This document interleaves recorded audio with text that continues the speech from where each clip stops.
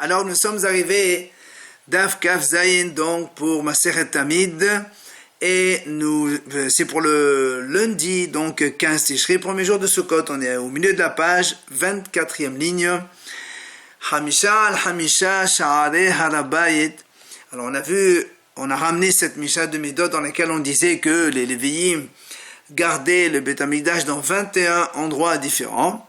On a dit comme ça, Hamisha al-Hamisha Sha'arei Harabayit. Donc il y a 5 Lévi'im sur les 5 portes du Harabayit. Ensuite, Ve'arba al-Arba benotav, et 4 Lévi'im qui gardaient les 4 coins, donc aux ongles, donc aux 4 angles donc du Harabayit Metocho, à l'intérieur donc du Harabayit.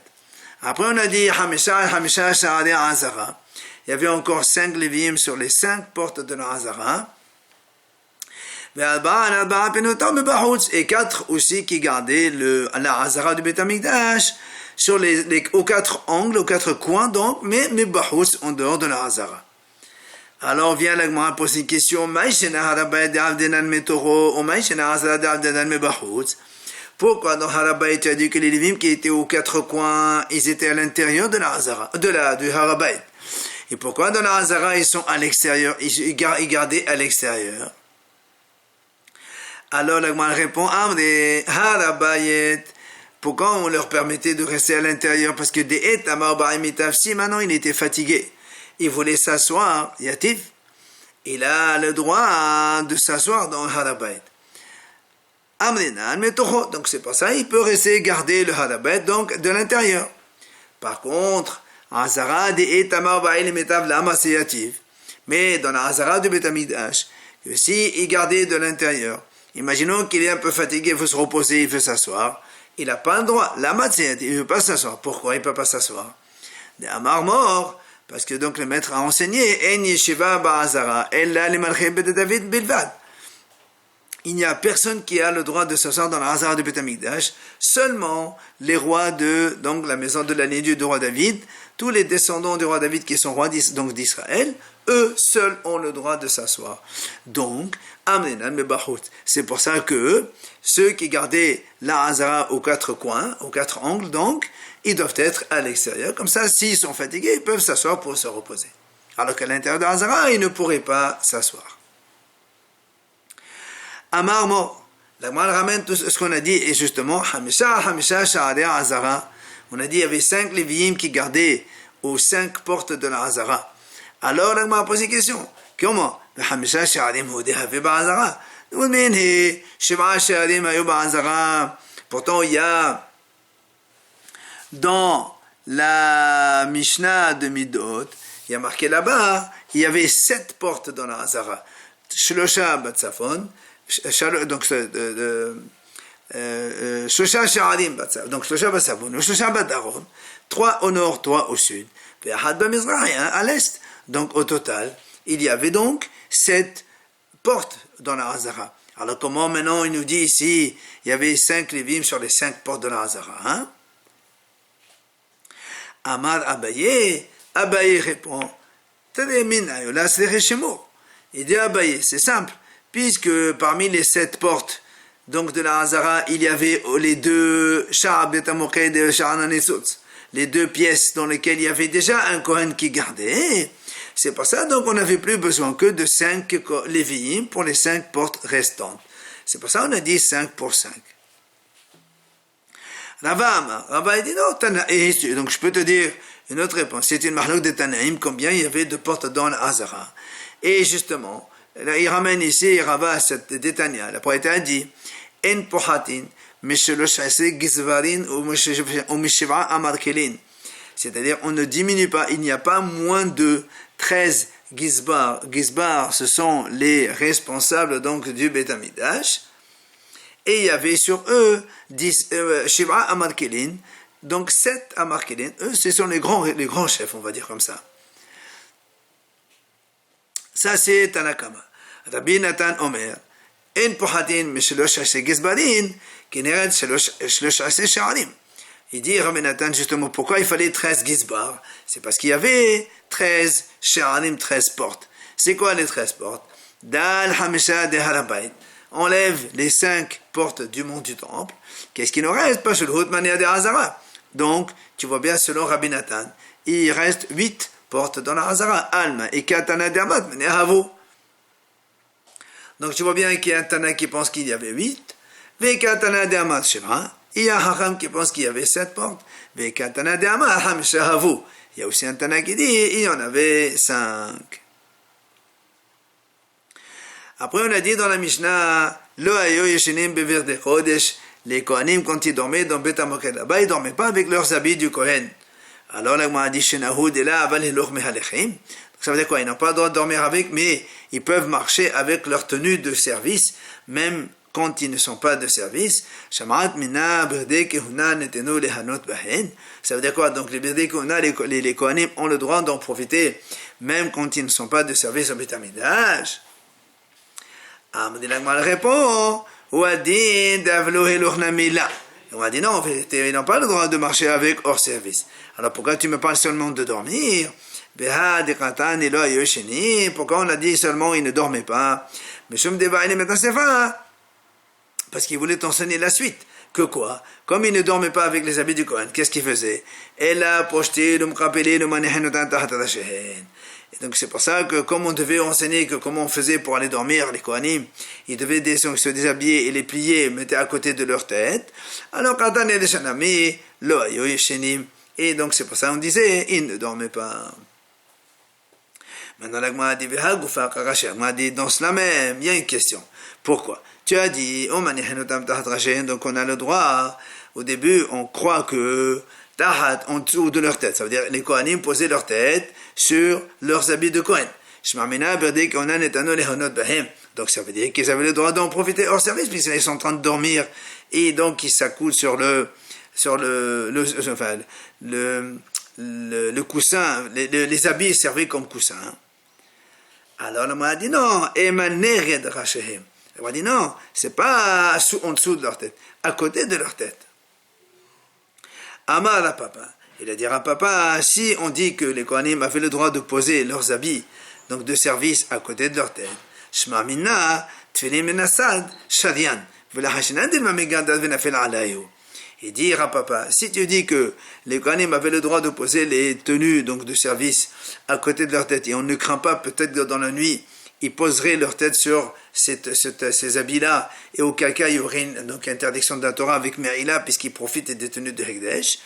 Donc on déduit de là que quelqu'un qui va dormir, qui a cette filines à côté de lui, ben il a le droit de les poser à côté de sa tête, et on ne craint pas, peut-être que dans la nuit, il va se bouger un peu, et il va poser sa tête sur cette filine. A dit effectivement que c'est plus logique de dire que comme cela, comme quoi c'était à côté de leur tête et non pas au-dessous de leur tête. Il a dit Amrat, parce que si tu dis Tahat Rashehin, si tu dis ils posaient ça sur leur tête, d'accord, d'accord, tu vas me dire qu'ils ont le droit donc de profiter de ces habits-là, mais quand même il y a un autre problème qui survient. Quoi? C'est pour les Meshum et Surah des Kilaïm. Il y a quand même un problème de Kilaïm, puisque les habits du Kohen, ils sont faits avec Shatnez, et on n'a pas le droit de se poser la tête sur un vêtement qui est Shatnez, donc s'accouder sur un vêtement Shatnez, c'est assaut. Alors le moi a dit, c'est vrai que Haniha, tu pourrais me répondre, selon les mains d'Amar Avneto chez Kohen Gadol, Loz et Avneto chez Kohen Idiot, que la ceinture qui était justement Shatnez chez le Kohen Gadol n'est pas la même que la ceinture des Kohen Idiot, d'un Kohen simple. Ça veut dire que de la ceinture du Kohen simple, il n'y a pas de Kilaïm. Donc, il pourrait poser sa tête dessus, donc il n'y a pas de problème. Mais, la question se pose, elle a les mains d'Amar, Avneto chez Kohen Idiot, Zeho Avneto chez Kohen Gadol, mais celui qui pense que la ceinture du Kohen Gadol et du Kohen Idiot est la même, et donc, même les Kohanim simples, ils ont une ceinture Shatnez. Alors, comment il peut poser sa tête sur les habits qui sont Shatnez? Et si tu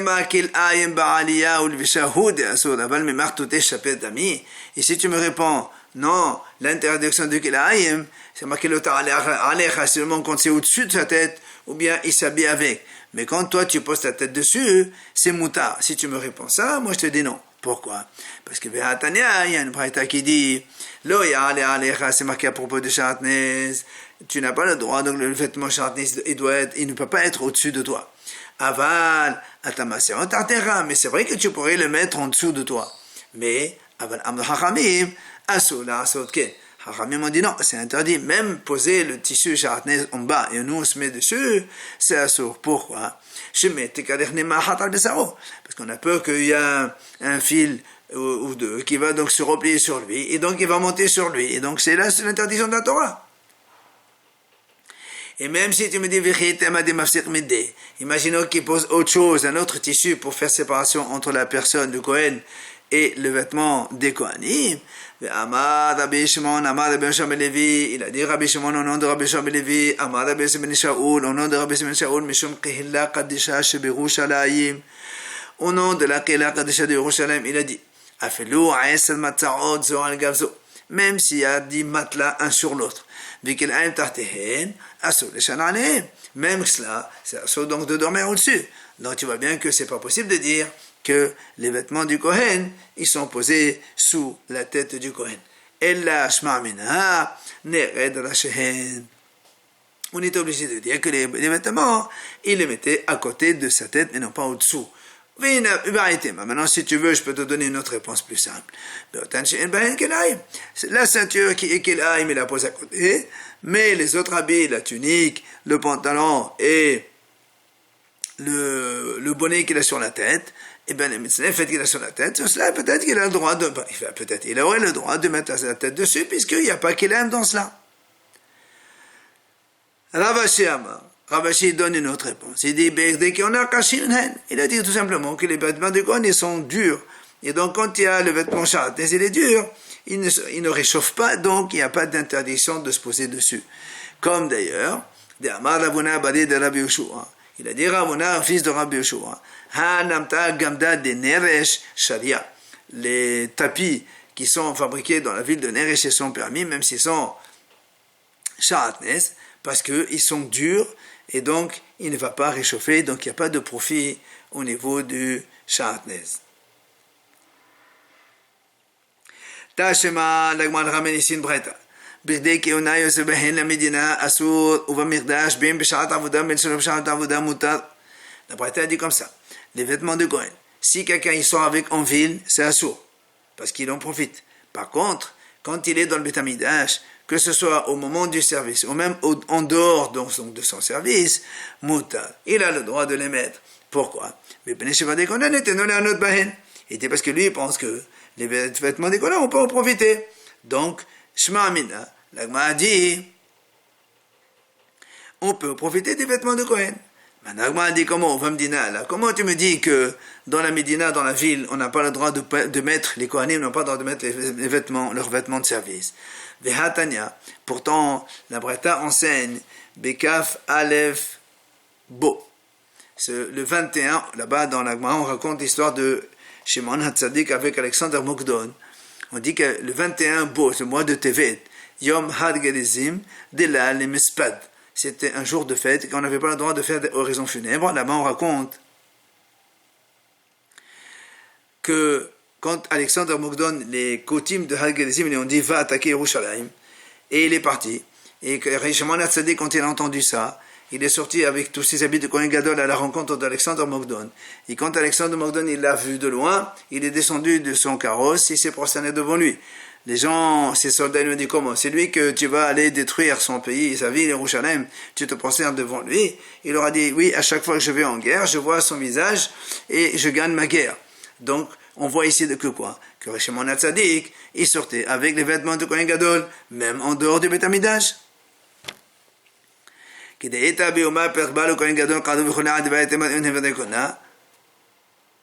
L'Agma a dit, premièrement, la première réponse, peut-être que là-bas, ce n'est pas des vrais vêtements qu'on a, mais ils sont aptes à mettre des Kohen.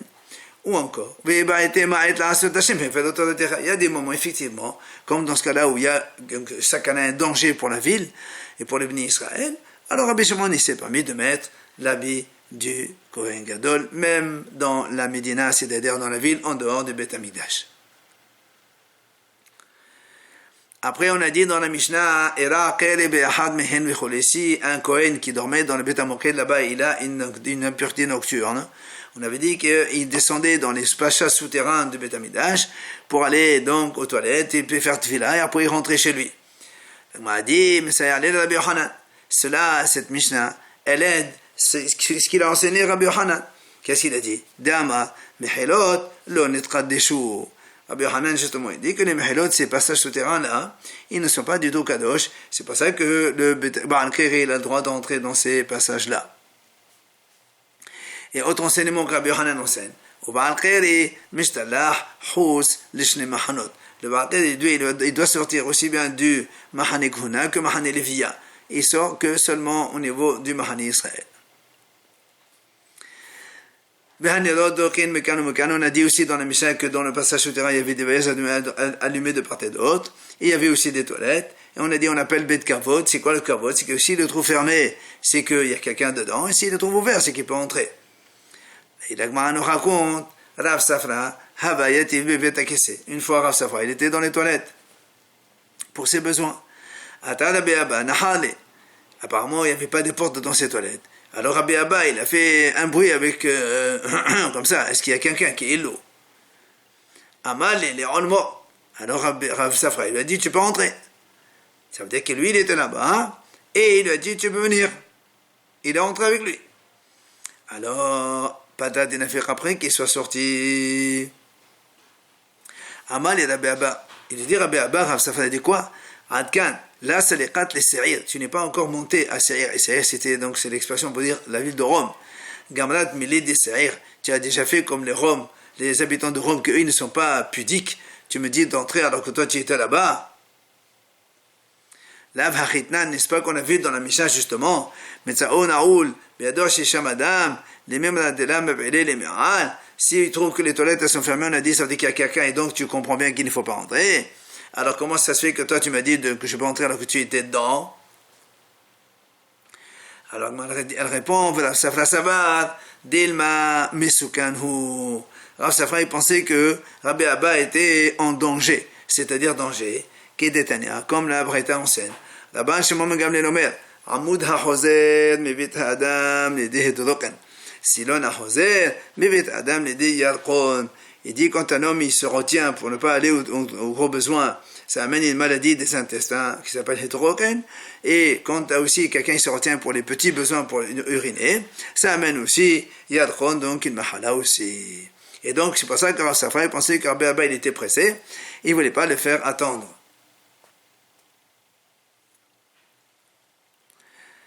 Amal le Rav Lihya Bere. Rav il a dit à Haya son fils. V'chen Amal le Rav Huna le Rabba Bere. Rav Huna aussi il a dit à son fils Rabba. Il lui a dit comme ça. Hashich taqin nafshach, v'qadim taqin nafshach.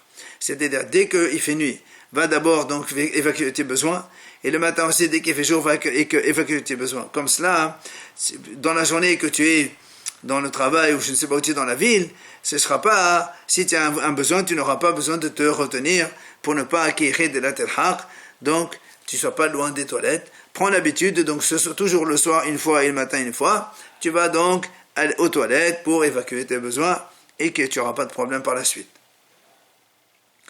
Il leur a dit aussi, Tov vegalé, cassé vekom. Avant de te découvrir, assieds-toi d'abord. Après, tu te déshabilles pour aller faire tes besoins. Et après, quand tu as fini les besoins, cassé, couvre-toi, vekom. Après, tu te lèves. Shtof ou shte, shtof ve'ahit. Quand il aura dit encore autre chose, tu vas boire d'un verre, shtof, d'abord tu rinces d'abord le verre et après tu bois, parce que peut-être que quelqu'un d'autre il a bu avant toi et on ne sait pas s'il a une maladie contagieuse ou autre, alors tu rinces le verre avant de boire. Maintenant chez attache au témaïm, et quand toi aussi tu as bu le verre de ce verre là, chez formehen, tu renverses un petit peu de ce verre là où tu as bu, à l'endroit où tu as bu, verhakar ten netalmidecha, tu peux donner à ton élève s'il veut aussi boire. Comme la Breta enseigne, lo yeste adam mayim eten talmido. Un homme n'a pas le droit de boire dans un verre et après avoir bu, il va donner à son élève parce que Et là, seulement s'il a d'abord reversé un peu d'eau de l'endroit où lui il a bu. Comme ça, il essuie un petit peu l'endroit où il y avait sa salive. Peut-être qu'il n'avait pas, enfin, au cas où il aurait une maladie contagieuse ou autre, qu'il n'y aura pas de problème chez l'élève non plus. Et la Gemara d'ailleurs raconte, il y avait une fois une histoire comme ça, qu'un Rav, il a bu de l'eau dans un kéli. Mais le shavarmé, il n'a pas reversé. Mais Nathan est admis de la donner à son élève. Et ce tamid, il était très, donc, estiniste, fragile, ça veut dire, il ne supportait pas de boire dans un verre que quelqu'un d'autre, il a bu avant. Or, et il ne voulait pas verser devant son Rav, ça fait que c'est pas kavod. Il n'a pas bu, il n'a pas voulu boire comme cela. Omet Batsama, et il est mort par la soif. À ce moment-là, les Hachamim ont dit, donc, on n'a pas le droit, donc un Rav, il n'a pas le droit de boire dans un verre et donner à son élève avant d'avoir reversé de l'eau dans la partie où il a bu. Ravashi Amar, il vient Ravashi et conclut. Il dit, car c'est pour cela. Un élève qui, il a dit comme ça, un élève qui verse un verre d'eau devant son maître pour donc essuyer la salive du Rav, il n'y a aucun problème, c'est pas un manque de kavod pour le Rav, puisque justement on arrive à des situations de danger, alors on a le droit de faire cela sans aucun problème. Deuxième enseignement, enseigne donc Ravashi, Kol mile lo tiflot be'aper rabach. Il dit Ravashi, quand tu manges et qu'après en mangeant il y a de la salive qui s'est ramassée dans ta bouche, tu n'as pas le droit de cracher ta salive devant ton maître, c'est pas kavod. Hachamim dit, celui qui crache devant son maître, il est hayamita. Sauf bar mikrav et daïsa. Sauf si tu as mangé de la courge ou bien daïsa, donc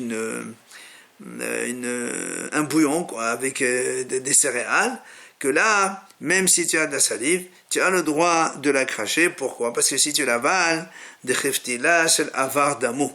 Ça ressemble comme si il y avait une mèche de plomb qui tombe dans le ventre. Évidemment, c'est très dangereux. Donc ça, il y a le droit de le jeter et le verser, donc cette salive-là, devant son maître.